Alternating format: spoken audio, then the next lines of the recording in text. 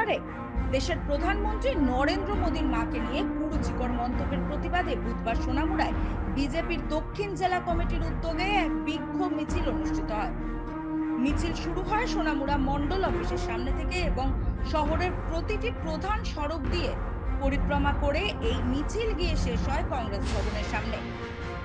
এই কর্মসূচিতে উপস্থিত ছিলেন দলের সিপাহীজলা জেলা সভাপতি উত্তম দাস, প্রদেশ মাইনরিটি মোর্চার সভাপতি ও প্রাক্তন মন্ত্রী বিল্লাল মিয়া, সোনামুড়া মন্ডল সভাপতি শুভ্রজিৎ দাস সহ অন্যান্য নেতৃত্বরা। কিছুদিন আগে দেখতে পাই বিহারে কংগ্রেসের নেতা অর্থাৎ যারা রাহুল গান্ধী এবং আরজেডির নেতা, তারা আমাদের প্রধানমন্ত্রী নরেন্দ্র মোদীজির মাকে নিয়ে কুরুচিকর মন্তব্য করে।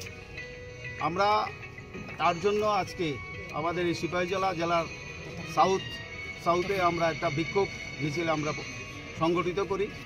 আমরা ধিক্কার জানাই এই মিছিল থেকে যে যশস্বী প্রধানমন্ত্রী, ওনার মা আজকে বেঁচে নেই। ওনার মা কোনোদিন রাজনীতি করে না, কিন্তু মাকে নিয়ে এরকম কুরুচিকর মন্তব্য করার প্রতিবাদে আমরা আজকে এই সিপাহীজলা সাউথে আমরা বিক্ষোভ সভা করি।